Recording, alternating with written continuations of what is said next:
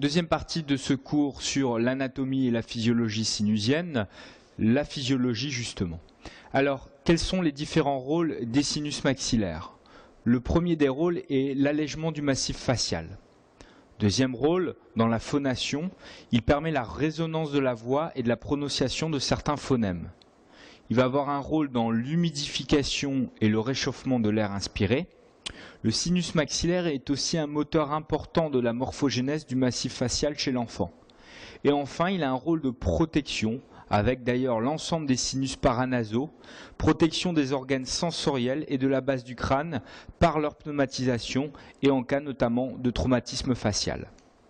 D'un point de vue physiologique, lors de l'inspiration, la pression P à l'intérieur du sinus est négative. Lors de l'expiration, cette pression à l'intérieur des sinus est positive. Une des implications directes de ce phénomène est lors de la réalisation d'un comblement de sinus par abord latéral. Si la membrane est perforée, ce battement va être beaucoup moins important et on peut donc suspecter et rechercher cette perforation. Parlons maintenant de la membrane sinusienne. On devrait plutôt dire muqueuse sinusienne que membrane. On peut l'appeler aussi membrane de Schneider. Elle tapisse les sinus maxillaires. Elle est en contact direct avec l'air inspiré. Elle a un rôle de barrière immunitaire, mais à un degré beaucoup moindre par rapport à la muqueuse nasale. Et enfin, elle est fine, fragile et parfois très adhérente à l'os sous-jacent. D'un point de vue purement histologique, il s'agit d'un épithélium cylindrique cilié pseudostratifié de type respiratoire. Son épaisseur varie de 0,13 à 0,5 mm. Elle est plus épaisse au niveau de la paroi médiale, c'est-à-dire de la paroi nasale, plutôt que par rapport à la paroi latérale. C'est embêtant puisque là où on va réaliser la fenêtre, c'est au niveau de la paroi latérale, ce qui explique le risque encore aggravé de déchirure de cette membrane. Cette membrane sinusienne contient des cellules sécrétrices, des cellules ciliées et des cellules basales et des ostéoclastes. Voici une coupe histologique, d'un sinus en haut, on voit l'air donc. Ensuite, vous pouvez voir l'épithélium, l'os du plancher sinusien et enfin la racine de la première molaire. Vous voyez ainsi l'épaisseur de cette membrane par rapport au tissu osseux et notamment par rapport au desmodonte de la dent de M1. Cette membrane a une position frontière entre l'air respiré septique et le milieu interne normalement aseptique. C'est pour cela qu'une infection respiratoire peut induire une inflammation bénigne, par exemple une sinusite, et donc un gonflement de cette membrane sinusienne, comme vous pouvez le voir sur cette reconstruction panoramique. Elle contient notamment des cellules glandulaires. Ces cellules glandulaires sont responsables des sécrétions à l'intérieur du sinus. Elles permettent l'humidification de la membrane. Elles protègent l'épithélium cilié. Elles maintiennent aussi l'activité vibratile des cils. Et elles sont présentes exclusivement près de l'ostium sinusien. L'épithélium cilié, il va permettre, grâce à l'action des cils, le transport des sécrétions séromuqueuses jusqu'à l'ouverture maxillaire avec une fréquence d'environ 1000 battements par minute. Cet épithélium cilié permet un drainage dans la cavité nasale de toutes les petites particules qui peuvent stagner au niveau du sinus.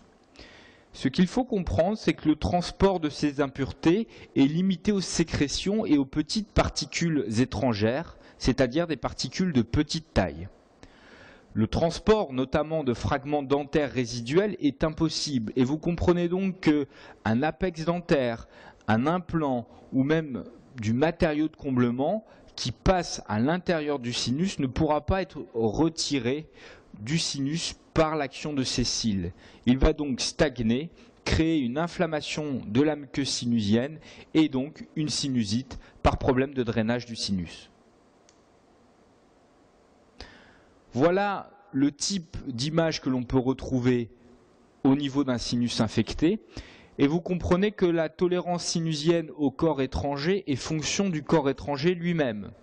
En haut à gauche, on voit un sinus infecté à l'issue d'un comblement de sinus par abord latéral et sans doute à une déchirure de la membrane sinusienne. Le matériau de comblement est passé à l'intérieur du sinus, il est contaminé par les bactéries du sinus, les cils vibratiles n'arrivent pas à le retirer du sinus, on a donc une sinusite aiguë ou chronique du sinus.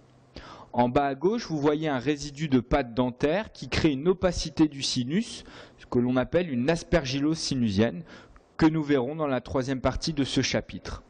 À droite, c'est une microradiographie issue d'un article de Brenmark, où l'on voit un implant qui pénètre à l'intérieur du sinus. Un apex implantaire est très bien toléré par le sinus, et si l'on réalise une coupe histologique de cette partie-là, on va voir que la membrane sinusienne, après avoir été déchirée par la chirurgie, va ensuite recouvrir l'implant et complètement le retapisser. Pour quelle raison? Eh bien tout simplement parce que l'implant est un élément immobile, quasiment non poreux, et donc une fois positionné à l'intérieur du sinus, il est bien toléré par le sinus et il peut être présent à l'intérieur du sinus sans poser de problème pour sa physiologie. Ce qu'il faut comprendre de la physiologie sinusienne, eh bien, c'est tout simplement que le sinus est un milieu septique et que la membrane sinusienne permet la séparation entre le milieu septique et le milieu aseptique qui correspond finalement à l'os maxillaire. Lors des chirurgies de comblement de sinus, on va déplacer cette membrane. Il est donc essentiel, à partir du moment où on va placer un biomatériau sous cette membrane, de parfaitement maintenir l'intégrité de cette membrane, sous peine de contaminer d'une part le biomatériau par les bactéries du sinus, et deuxièmement, sous peine d'avoir une fuite de biomatériaux à l'intérieur du sinus. Le sinus est capable de drainer des petites impuretés, mais en aucun cas de gros volumes. Un biomatériau en trop grande quantité à l'intérieur du sinus ne va pas pouvoir être drainé par ces cils, il va stagner et entraîner une infection.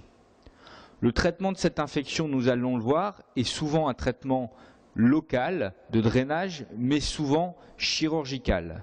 Cela va être la reprise chirurgicale qui va consister en le retrait de ce biomatériau, laisser reposer la membrane sinusienne et qui va nécessiter une autre intervention de comblement osseux.